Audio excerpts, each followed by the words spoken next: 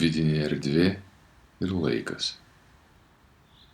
Prisimindami artimesnius ar tolimesnius savo gyvenimo įvykius, patirtas emocijas ar išgyvenimus, visada tai regime per tam tikrą laiko ir patirties prizmę.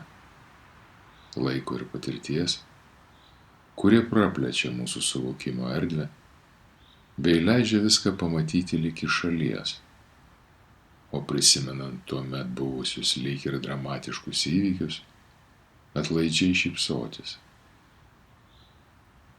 Pamėginkime šią vidinę mūsų suvokimo erdvę pastebėti čia ir dabar.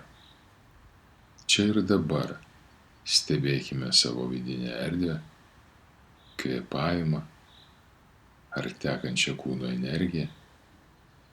Stebėkime, kaip mūsų dėmesingumo dėka vidinė erdvė ima plėstis, joje randasi vietos, o įvykiai, vykstantis čia ir dabar, tampa nebe tokie dramatiški, įtraukiantis, reikšmingi.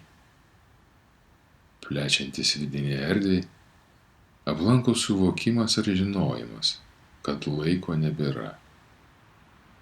Viskas susilieja ir besiplečianti vidinė erdvė pradeda keisti mūsų dabartį, kaip laiko erdvė keitė praeitį.